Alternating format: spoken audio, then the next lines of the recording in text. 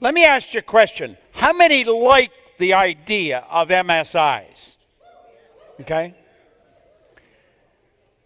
I was flying to Kuala Lumpur. It's from Toronto to KL is 25 hours in the air. If you go any further, you're coming back. It's a long ride. And I was going over there every month for about 5 years. So I fly over, fly back. And I don't watch movies hardly any time, and I don't watch them on a plane. I work on the plane with myself. I think and I jot notes, and I carry a little calculator, and so I'm always reducing big numbers to the ridiculous. It's just a habit I've got. And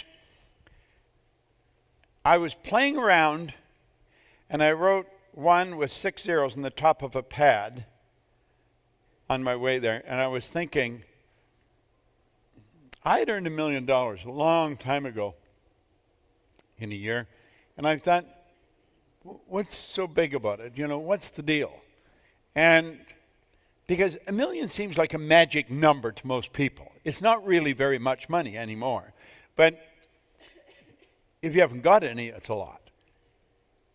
And I'm thinking, you know, what do people do? And I was thinking a number of people that have earned a lot of money, and I thought, what do they do that's so different? And I couldn't really come up with an answer. And then I started to think of a few other people that I knew that was earning pretty good money. And it dawned on me, they don't just have one source of income. And I kept playing with that until I got it down. They had multiple sources, and then I had MSIs. And I thought, we should run a program where we teach people how to earn $1 million by setting up multiple sources of income. And I got off the plane in KL, and I phoned Mark Victor Hansen down Newport Beach. He got a hold of Jack Canfield. They got a hold of Lee Poulos. And we put together this program. It was called the $1 Million Forum. And it was something else. That's where the Chicken Soup for the Soul books came from. And they earned mega millions on those things. It was the publishing phenomenon of the 90s. This was around 1991 or something like that, I think. But at any rate, we really got into this idea of MSIs. And it's a phenomenal idea. Now, most all people that I know that are earning a respectable amount of money, they don't earn it in one place. And they don't necessarily work. In fact, working is the very worst way to earn money. And he mentions that in Think and Grow Rich. He points out that it just is not a good idea. That the people who think you earn it by working hard, they're wrong. I was doing a TV show with Robin Leach one time, and I remember we were sitting around between shoots, and he's probably interviewed more wealthy people than anybody alive. He said the wealthiest people he knows, he's never seen them working. So you want to start thinking about this. You don't earn money by working. That's a false concept. And that's the one we're taught. You go to work to earn money. No, you go to work for satisfaction. See, if young people understood that before they left school, you don't work to earn money, you work for satisfaction. Well, then they would spend time thinking, what do I really love doing? What do I really love doing? And we should spend our days doing what we really love to do. Life is relatively short. And so why would we spend our life doing what we don't like? There's people that get out here on the freeways and they're locked up in traffic for an hour to 2 hours every morning and again every night. They think they have to do that. They don't have to do that at all. They could figure out something work at home if they wanted with their marvelous mind. Well, we'll come back at this, but start playing with it. Now let's switch gears and let's think of you. Let's think of who you are and what you are. Your spiritual DNA is perfect. It's very important we understand this, okay? And what we're talking about is awareness. That's what Keith and I were talking about last night. It's all in awareness. There's a marvelous inner world that exists within us. And the revelation of such a world enables us to do, to attain, to achieve anything we desire within the bounds or limits of nature. We see it everywhere we go in nature. You see perfect order. Winter never follows winter. The night always follows the day. These are laws. When the tide goes out, it always comes in.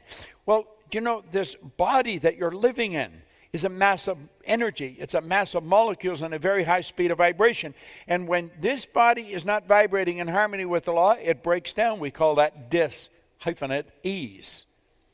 When it is vibrating in harmony, it's alive and it's moving in the right direction. Okay? Your spiritual DNA is perfect. It requires no modification and no improvement. So, what we want to really understand is that the center of our consciousness is perfection. There's absolute perfection locked up within us. And that perfection is always seeking expression with and through us. There's something in us that wants to express itself in a greater way. So if you're running, you're going to want to run faster. If you're jumping, you want to jump higher. If you're selling, you want to sell more. Whatever you're doing, there's something in you wants you to do it better. Now, some people, they try a few times and they fail and they give up. They just quit. And they just sort of vegetate until their heart stops beating. Their body shuts down and the game is over. But the truth is that you have perfection locked up within you. We're a spiritual being, and spirit is forever present, evenly present in all places at the same time. Spirit's all powerful. All the power there ever was or ever will be is locked up within us. You'll often see where a very small woman or man maybe has a loved one trapped under a car. They'll lift the car right off the person. And somebody said, how did you do that? In a conscious state, they have no idea. They say, I don't know. They're not even aware of what they've done. See, there was a command given to their subjective mind, lift a car. If they had to throw it across the street in that state, they could have thrown it across the street. So all the power is omnipresent. All the power you'll ever need is within you. It's ever present. This power is all-knowing. All-knowing. Any question you come up with, the answer's there. The answer's the flip side of the coin. You couldn't have a question without an answer. The idea of a rhetorical question is a question without an answer. That's a statement. That's not a question. Question, answer. That's the law of polarity, the law of opposites. Inside, outside. Up, down, hot, cold. There'd be no inside of this room if there wasn't an outside. You couldn't have a question without an answer. Well, see, what we want to do is come up with the right questions. That's what I was doing on the plane. I was playing with my mind. I was saying, how did the million, how did you do it? What did you do? Does not work, you know? And you keep asking yourself questions and understand that the answers are there. Now, you've got to have enough confidence to follow your own answers.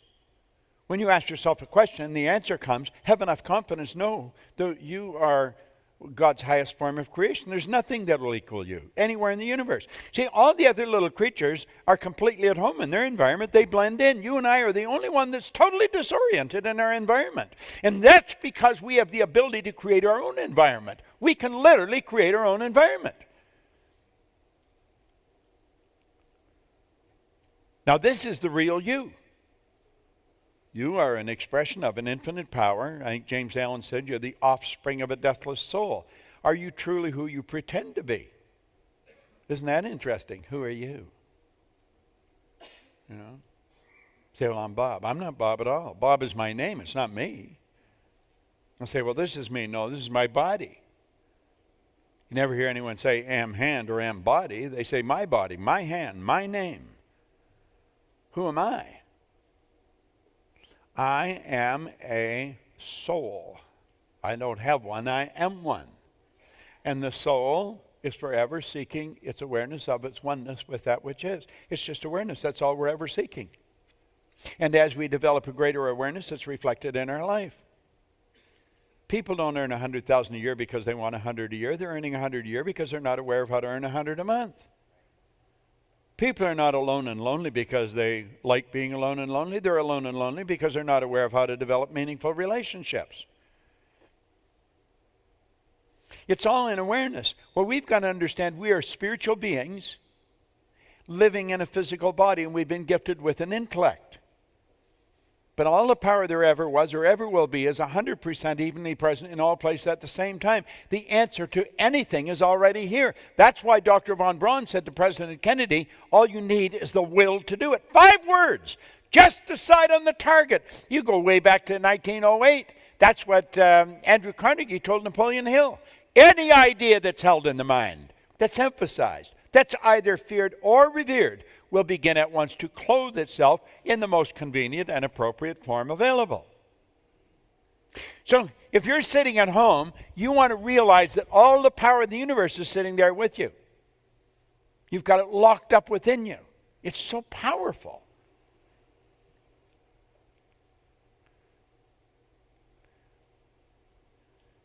James Allen says you are the offspring of a deathless soul. We dropped a letter there. Okay. Now, ever-present, all-powerful, all-knowing. We want to know that we've got everything locked up within inside. In our sanctum sanctorum, go to the quiet place, go to the closet, close the door, go inside and realize that you can connect to an infinite power that you are an expression of. Now, the laws are exact. The law of your being is perpetual increase, progress, growth. So when one good is realized, another desire for greater good will develop. And when a higher state is reached, another more glorious state will unfold your vision and urge you on and on. Hence, the advancing life is the true life, the life that God intended you to live.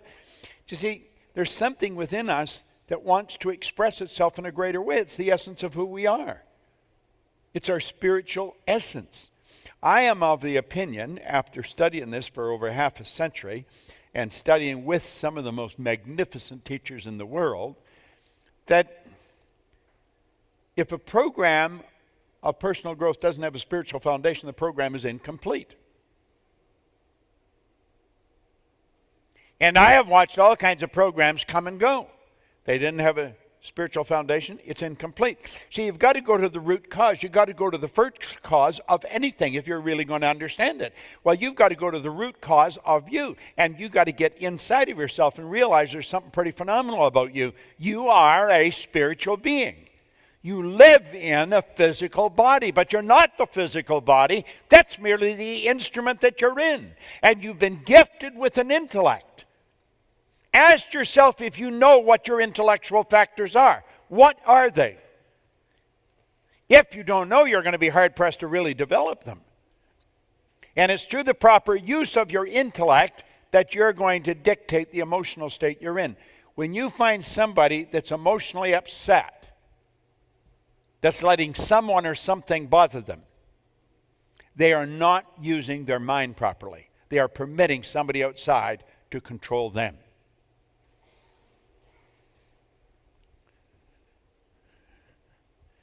Now, I think this is vitally important that we understand this. Let's back it up a bit.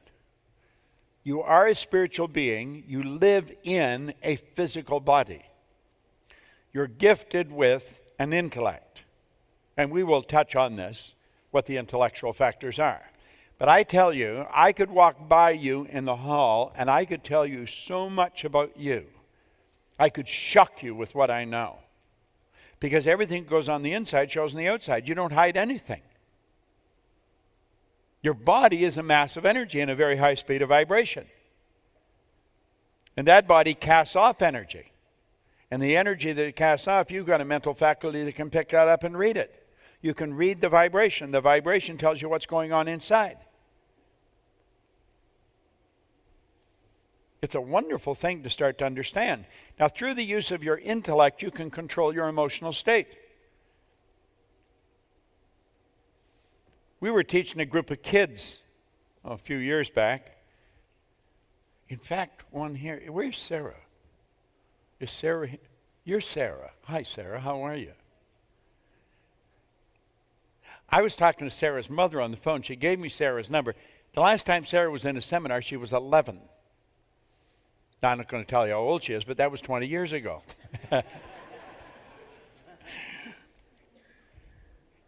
And I was teaching a group of kids at the time the difference between reacting and responding. When something happens and you react to it, that's something the person or the situation is in charge of you. When you respond, you're in charge of you. That doesn't change what's happened, doesn't change what they said, doesn't change what they did. You're either going to let it control you or you'll control it. Michael Beckwith shared something with me, and I went to Michael's church this past Sunday. Gosh, the guy's so good. But at any rate, he shared something a few years ago here that just made an enormous impact on my life, and you might want to write this down. When anything happens, it doesn't matter what it is, when anything happens, there's a 3-step approach. It is what it is, accept it. You can't change it. If it's happened, it's happened.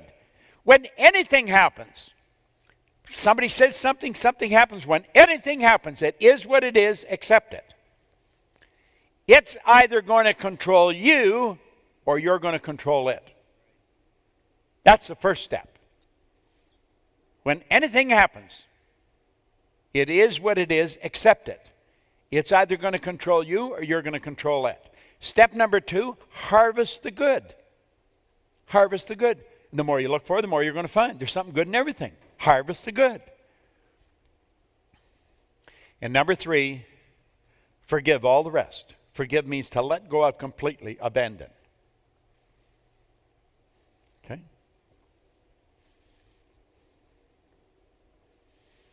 Now, you see, through the use of our higher faculties, we can take control of our emotional state. I was working with a group of young guys in the hotel lobby the other day. A friend of mine come by and brought some of his buddies who were over from Belgium, just yesterday was. And we got talking, and he was studying the law of attraction. I said, listen, forget about the law of attraction for a minute. I said, do you know what you want to do? Become aware of how you feel. Get in touch with yourself. Become aware of how you feel. If you don't feel good, that means you're in a negative vibration.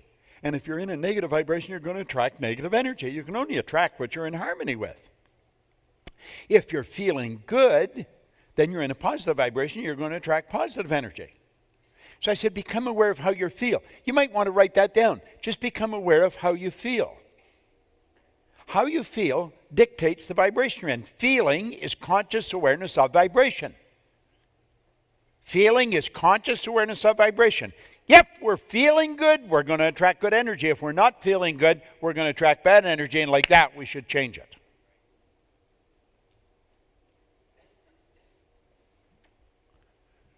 The intellect has control of what we do with information when it comes to us. We either let it control us or we control us. Okay? Now, it's a matter of choice. All failures in life, are due to taking sides with the finite around us. All success in life is due to taking sides with the law within us. Because His power within works by law. When we're failing, we're letting the outside control us. When we're winning, we're working from the inside out. Thus, working with the law may be considered the same as taking the law into our mind and lives as a silent partner. Now, look at this is not something you're just going to pick up and master it overnight. I've been working at it a long time, and I haven't got it down pat yet. But I'm going to tell you, if I'm starting to feel bad, I don't stay that way very long because I know I'm doing it to myself. Where at one time I used to feel bad for long periods of time, and I'd only feel good every now and then. I was not happy. I don't think I was ever happy. Happiness and having fun are two different things. Fun is very shallow. Happiness runs very deep and is long-lasting. We've got to understand the difference in these things. Okay? Now, let's think of this and think of yourself. Think of spirit. What is spirit? Spirit just is. The theologian can't tell you any more than that. Spirit is the cause and effect of itself, is 100% evenly present in all places at the same time, is neither created nor destroyed. It's 100% evenly present in all places at the same time. Now, let these lines represent levels of vibration, or they could represent frequencies, okay? Higher frequency, the better things get. So we're dealing on the higher side, the spiritual side. The lower side is the physical side. But because we are created the way we are, we have been gifted with an intellect. And through the intellect, we get the ability to tap into the spiritual side and change anything in the physical side. And here's what we want to grasp, is that each frequency is hooked up to the one above and the one below. Nothing is separate. Everything is connected. We're all connected. So each frequency is hooked up to the one above and the one below. The frequencies are hooked together like colors of a rainbow. There's no line of demarcation where one stops and the other starts. Okay? Well, look at it another way. Let's say you got a glass of water. Here's a bottle of water. Okay? And we'll take the glass and we'll fill it with water. Now, the glass is energy. This bottle is energy. The water that's in it is energy. The hand that's holding it is energy. If you add heat to that container of water, it will not stay in that vibration any longer. It will move into a higher frequency, a higher vibration, and it'll be called steam. Now, you have not got rid of the water or the energy. You just got rid of the water. You caused the water to change into steam. And you increase the energy, you add more heat, and it moves into air, ether, or gas. It's the same energy, just moving at a different speed. So if we bring them all back, there's the steam and there's the water. It's all energy, just moving on a higher frequency. And what we've got to understand is that they're all connected. There's no line of demarcation. You can't tell where it stopped becoming water and started to become steam. Well, you know, we can take this energy that comes into our mind and we can cause it to move into whatever form we want. Because we are spiritual beings and we've been gifted with an intellect, we can activate that intellect and tap into a world that's omnipresent. Where's thought? Thought is omnipresent. And we pull the thoughts together and we can build an idea. What kind of an idea? Whatever kind of an idea you want. You have freedom of thought. Viktor Frankl, who spent the war years in a camp, a Viennese, a Jewish psychiatrist, said regardless of the intellectual or physical abuse you're subjected to, no one can cause you to think something you don't want to think. That's where you have freedom. You can think whatever you want. You can say, well, it's because of this. No, it's because of your choice. And the ideas that we hold ultimately move into form.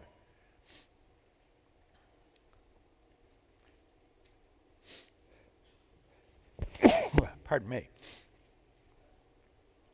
Now there's the perpetual transmutation of energy. That's a law. Energy moves into form. Spirit always manifests through its polar opposite, the physical. Keep consciously connected. We're then conscious of the source and the creator of all power and realize and receive the many benefits that surround us. That's what we were saying last night. We were talking. I was saying to Keith, I said, listen, all this good you're telling me that's coming into your life now, it's always been here.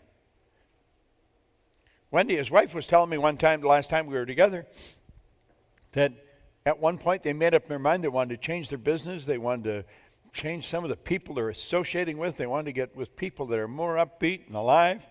And she said, you know, that's all happening. It happens because you decided it would happen. You don't understand how it'll happen. Now look at what we want to do here is look at the mind.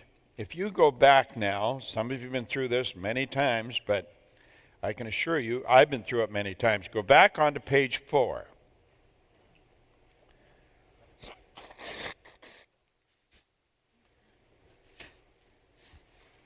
Now we're going to go through this.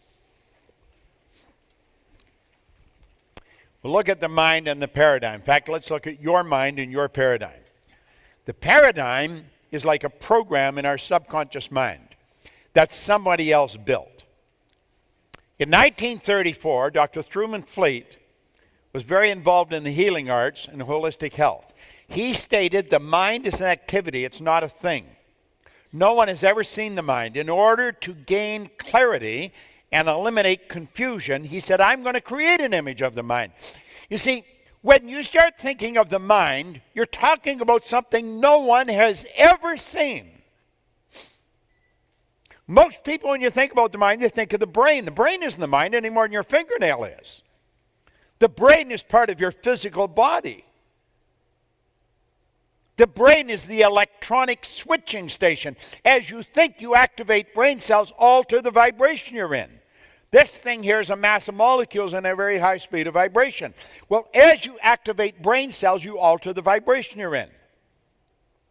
She was thinking you can really wind yourself up or you can put yourself down. Now he said, nobody's ever seen the mind. I'll draw a picture. And he said, this is going to represent the mind and the body. Now I remember the first time I saw that, I laughed. But I soon quit laughing. Listen, in 55 years I've been studying every day, studying the mind, and this is the most valuable idea I've ever learned. The big circle represents the mind, the conscious and subconscious. The little circle represents the body. And like I say, this is the most valuable idea I have ever learned, bar none. Now let's take a look at how this works. There's your drawing. There's your conscious mind, subconscious, and body. Now the conscious mind is your thinking mind. You have the ability to think. Thinking is the highest function that you're capable of.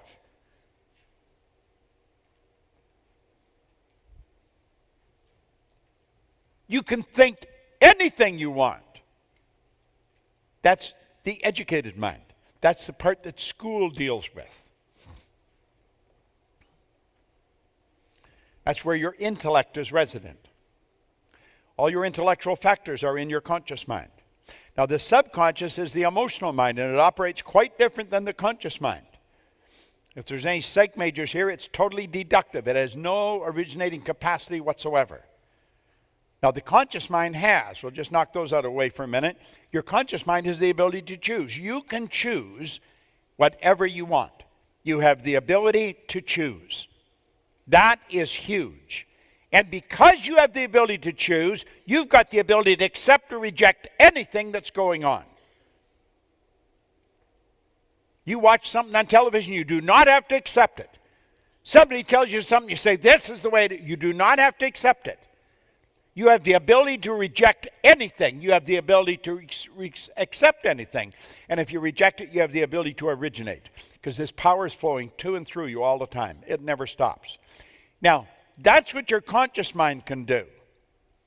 And before anything can get to your subconscious, it must pass through the conscious. If you're not using the conscious, then the subconscious is wide open.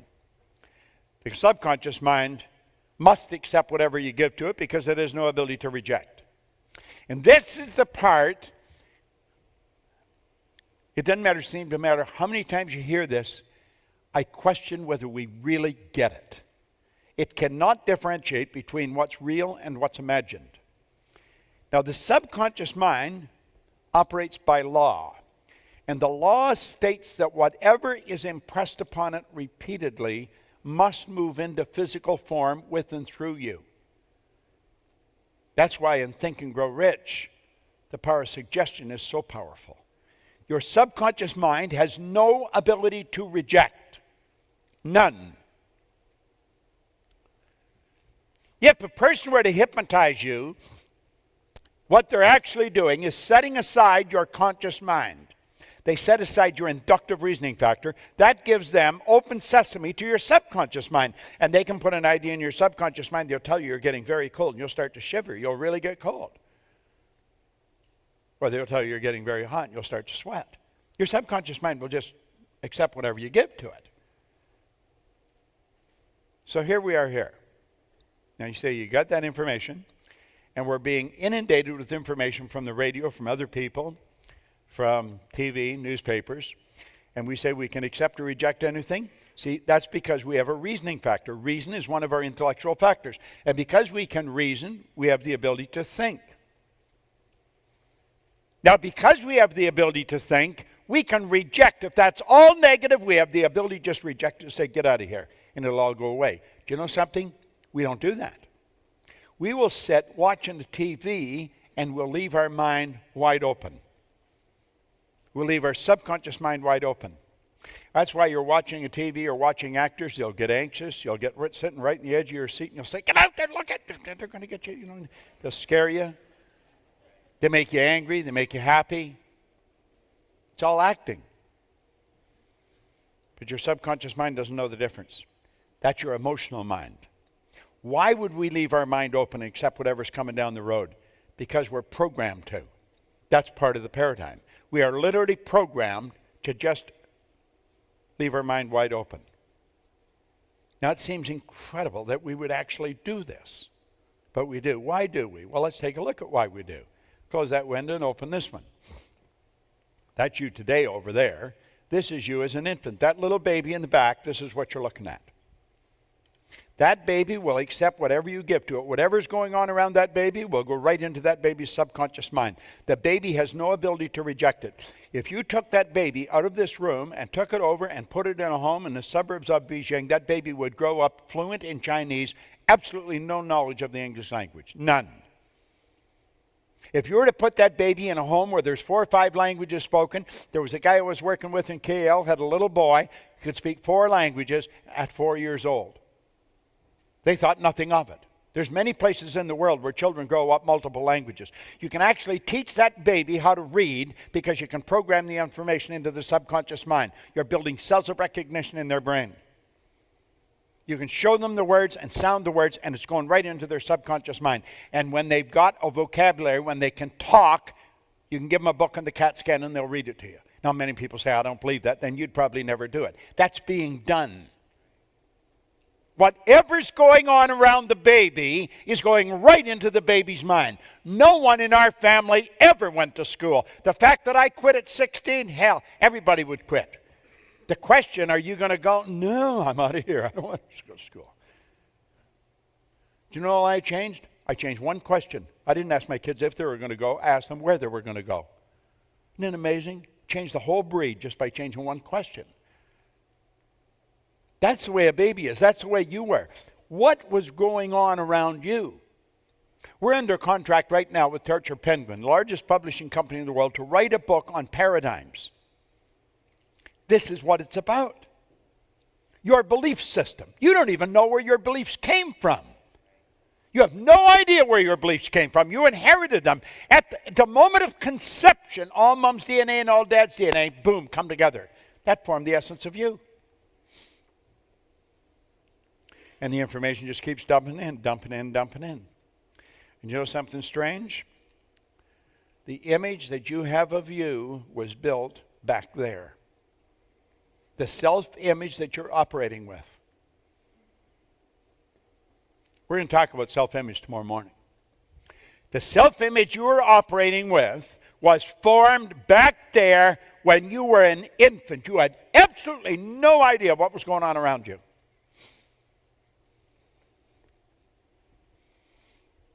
I was born during the Depression. So I was raised with the idea if you get any kind of a job, you're lucky. I'll do anything. Anything. That was what was programmed into my mind.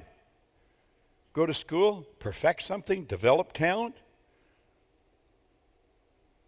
Hell, we were just happy to get something to eat. And you know, there's many places that's not much different today. That's how the self-image is formed. Self-image is just one idea. That's how you see you. And how you see you dictates how you see the world around you. When you put multiple ideas in there, and they do come in. Now imagine if you're surrounded by people, like Heinlein's talking about here. In absence of clearly defined goals, we become strangely loyal to performing daily trivia until ultimately we become enslaved by it. Have you any idea how many people live like that? They're loyal to daily trivia and they become enslaved by it. And that was programmed in, the people around program it right into the mind. That's how paradigms are formed. The subconscious mind is just like an empty cup. You can dump in anything you want.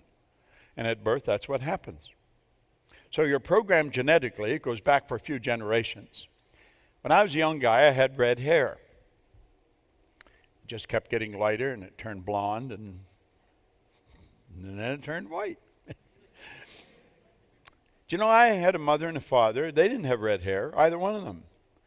I have a brother and a sister, and they don't have red hair. That could lead to all kinds of speculation, couldn't it? But my mother's father and all his brothers all had red hair. See, sometimes these things will jump one generation and surface in another generation. But clearly understand, a lot of your beliefs, probably most of them, you did not originate yourself at all. They were built right in at birth. They've been passed down from one generation to the next.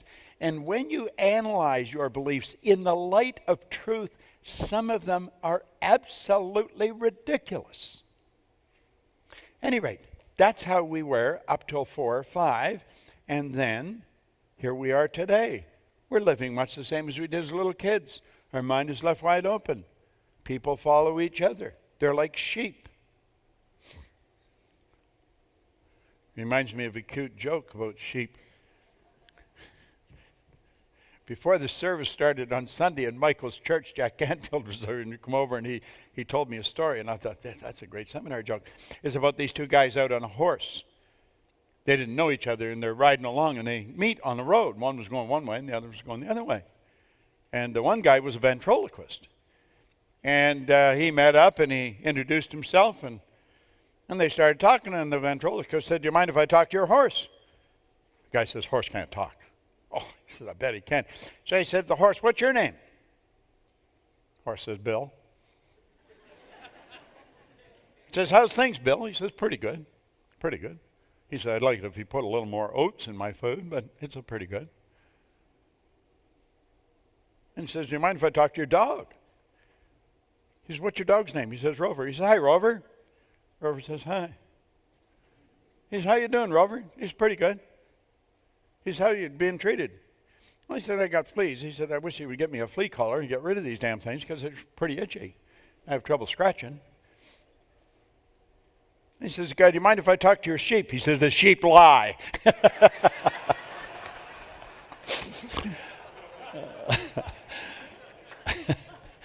I liked it too. I don't tell many jokes, but that one's so cool. I loved it. Right?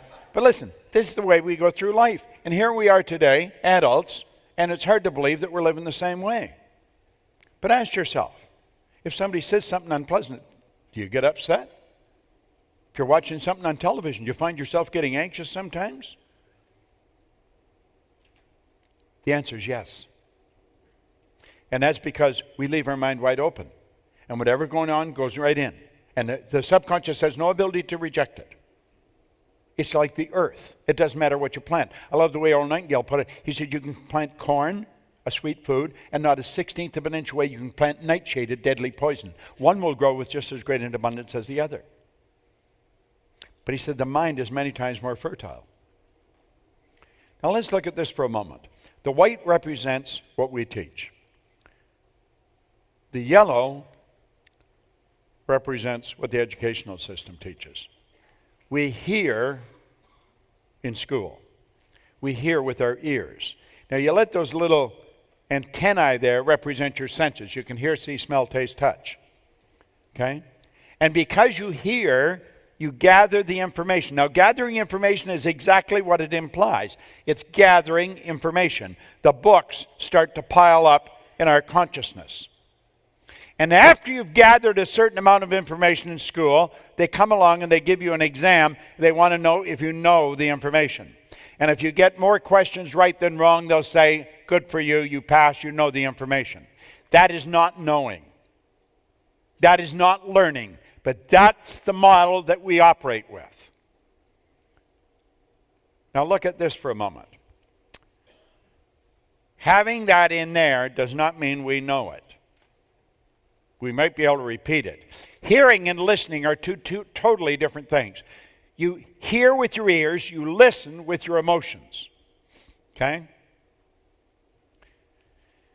learning is quite different than gathering information. Learning is when you consciously entertain an idea, you get emotionally involved in that idea, you step out and you act on the idea, and you change the end result. It's the feedback from the change in result that's the learning experience. I know if I think this and I get emotionally involved and I do this, then my income changes. That's learning. Now, let's take a look here for a moment. School gave us valuable knowledge. However, school never taught us how to alter the old paradigm. So we frequently do not do what we already know how to do. Superior knowledge, inferior results, causes confusion and frustration. So here we are. We got all the knowledge. We passed the exams. It's packed in our mind. But you know something? The results don't equate with the knowledge. They are so smart. They know so much. I wonder why they're getting such terrible results. It's because the knowledge doesn't control the results. The paradigm does. The paradigm dictates the results. The paradigm controls the vibration. The paradigm controls the action. The paradigm controls the results. If you want to change your results, there's only one way to do it. You've got to change your paradigm.